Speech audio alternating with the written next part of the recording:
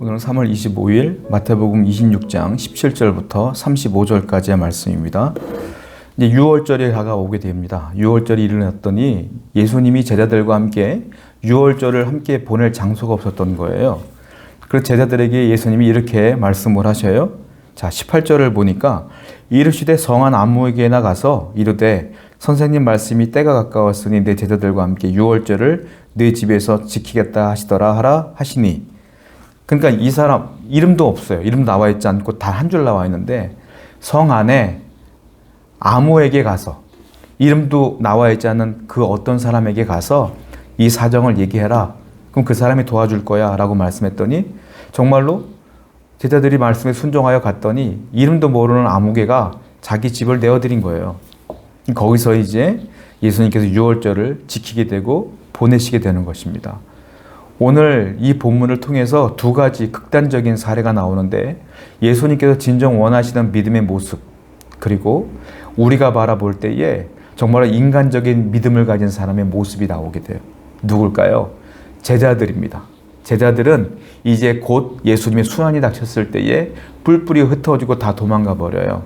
그런데 오늘 본문에 나와 있는 이름도 없는 아무개, 이 사람은 이름도 없지만 예수님을 만난 적도 없지만 제자들도 모르는 사람이지만 예수님의 말씀이란 말에 그 모든 것들을 내어놓고 순종한다.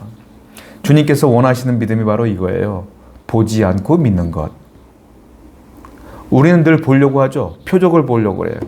그런데 그 믿음은 진짜 믿음이 아니에요. 진짜 믿음은 안 봐도 믿는 거예요. 여러분들이 예수님의 표적을 안 봐도 믿어야죠. 예수님을 내 눈으로 직접 안 봐도 믿는 것, 그것이 진짜 믿음이다. 두 가지 믿음이 등장하는데 주님께서 진짜 원하는 믿음을 이분이 보여주는데 안타깝게도 우리는 이분의 이름을 몰라요. 진짜 믿음이다. 섬김의 믿음이다 라는 거죠. 자, 20절과 22절을 보니까 예수님께서 직접적으로 놀라운 단어를 말씀하시는데 배신이라는 단어를 말하죠.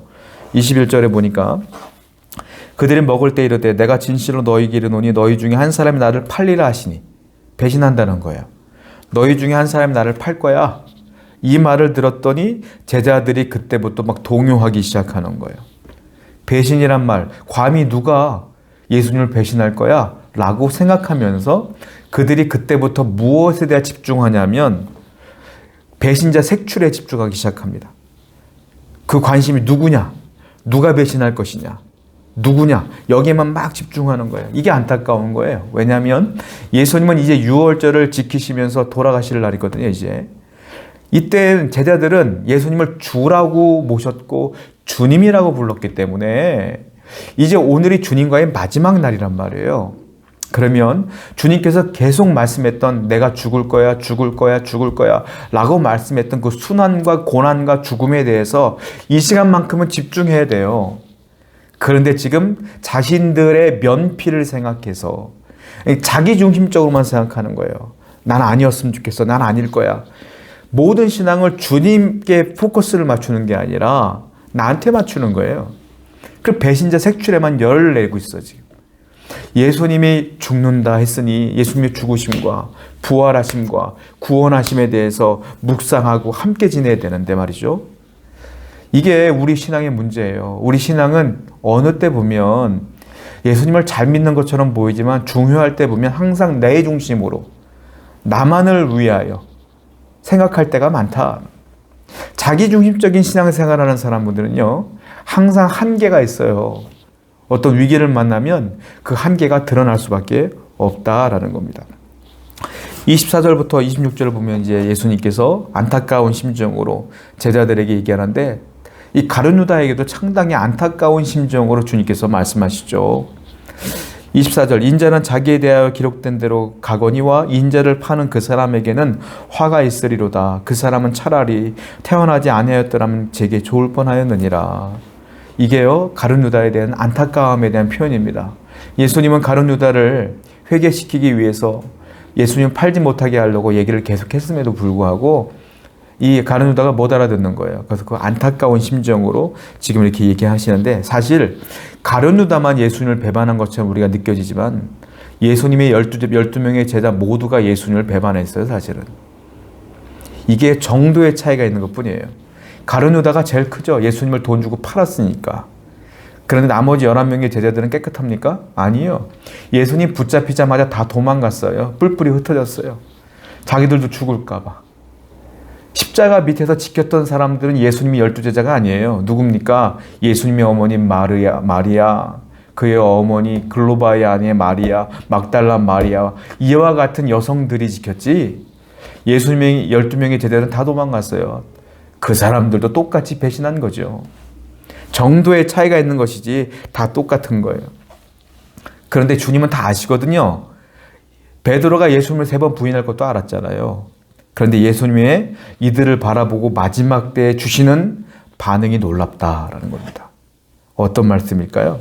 26절에 보면 그들이 먹을 때 예수께서 떡을 가지사 축복하시고 떼어 주시며, 그 와중에 가룟 유다가 예수님을 팔 것을 아시고 11명의 제자들이 다 도망갈 걸 아시고 믿었던 수제자가 예수님을 3번 부인할 것도, 욕하며 저주하며 부인할 것도 아시는데 그들 향해 뭐합니까? 축복하셨다. 참 대단하셔요. 여러분들이 만약에 저 사람이 날 배신할 것도 알고 저 녀석이 날 팔 것도 알고 저 녀석이 날 욕할 것도 알고 하는데 축복하겠어요? 이게 예수님과 우리의 차이예요. 예수님은 기본적으로 항상 차고 넘치는 게 있어요. 그게 뭡니까? 사랑입니다. 사랑하시니까 축복하시는 거예요. 예수님께서는요, 모든 제자들을 사랑했어요. 그런데 이제 베드로가 갑자기 격앙되기 시작합니다. 성경 말씀 보게 되니까 31절에 주님께서 이렇게 말씀하시거든요. 그때 예수께서 제자들에게 이르시되 오늘 밤에 너희가 다 나를 버리리라. 너희가 다 나를 버릴 거야. 예수님 다 하셨어요. 다 버릴 거야. 했더니 베드로가 화가 난 거야. 막 격앙되는 거야. 무슨 말씀이에요? 다 버려도 난 안 버립니다. 33절 보세요. 베드로가 대답하여 이르되 모두 주를 버릴지라도 나는 결코 버리지 않겠습니다. 아주 호언장담합니다. 35절 볼까요? 베드로가 이르되 내가 주와 함께 죽을지언정 주를 부인하지 않을 거예요.